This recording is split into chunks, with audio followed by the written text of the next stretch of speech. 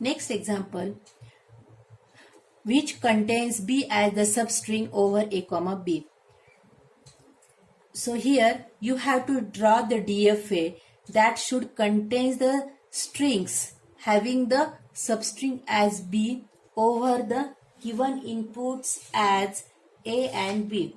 Just carefully observe the question. They ask you about the substring. So they are not asking you about the it should start with this, it should start with that, like such kind of questions, such kind of conditions are not mentioned here for this question. So just write down the valid strings. So as I told you, there is no condition of starting, so it may start with A, it may end with B, but substring should be the B. Then it may start with B, it may start with, after taking B, substring should be the B, and triple B also there, it may be there. Then B, B, A should be there. Okay, no problem. Likewise, valid strings must be there. Then next, write down invalid strings. Invalid strings, suppose A, simply B. Okay, so these are the valid strings because that are not containing the B as the substring. Then next, minimum valid string. Minimum valid string, it may be like this. It may be like this. What is its meaning? Middle string, or you can consider it as a substring. It may be, it should be the B, and anything may appear before that B and after that B. That may be the minimum valid string. So now it's time to draw the DFA. Start the machine. Q0 takes B as the substring, and you can stop at the Q1 itself. And now it's time to show the question marks. Replace these question marks with the proper input. So Q0's B goes here. What is remaining? Q0's A is remaining. If we put A in the cyclic loop and Q0 takes the A multiple times, definitely it won't create any kind of problem. Okay, I hope you understood. Then next, what is remaining? Q1's A and B both inputs are remaining. So see, if I show them in the cyclic loop, then again it won't create any problem, because by taking this substring as B, it is okay for A and B multiple times. Okay, now move towards the next example, which contains ABB as the substring over the A comma B. What is the condition here? Contains ABB as the substring. So see, S dot means substring. It should be the ABB. Anything may appear after the ABB and before the ABB. Anything is acceptable.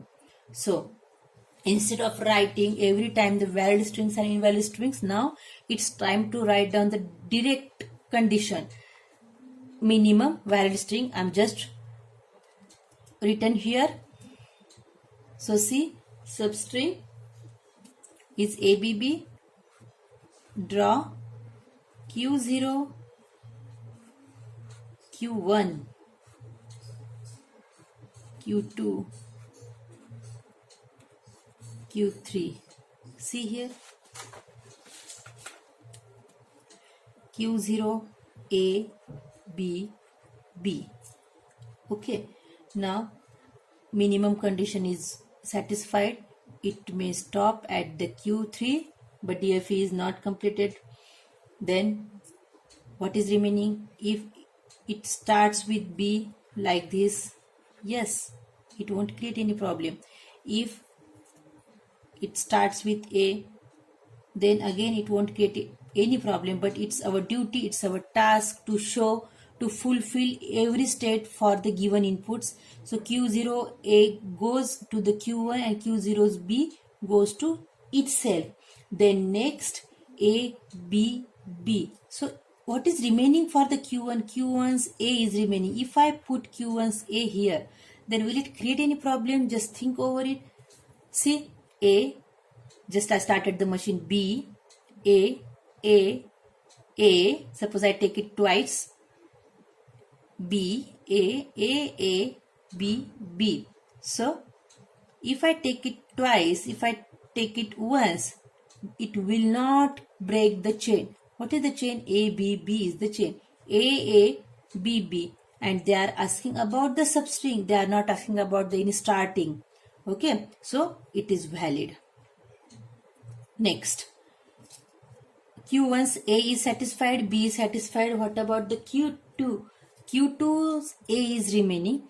If I take Q2's A here, then what should be the string? Suppose started from the B, B, A, B, A, B, B, A, B, A, B. But this is not the condition. It should take the substring as A, B, B. So please don't make the A here, as it breaks down the chain. And if we put that A back to the Q1, see, back to the Q1, then now you can check Q0's B, A, B, B. Again A, B, A, B, A, B, B. It does not create any problem. So this is the proper transition, or this is the proper place for the Q2's A. Now next is remaining Q3's A and B. Suppose I put them in the self loop together, then again it won't create any problem. How? Because anything is allowed after taking the substring A, B, B. Anything may allowed multiple times. It won't create any kind of problem. Okay. So this is the final DFA for the given condition A, B, B. Now moving towards the next example. Start with CBAB over the ABC. So here this example is having the 3 inputs. How many inputs are given? 3 inputs are given. CBAB.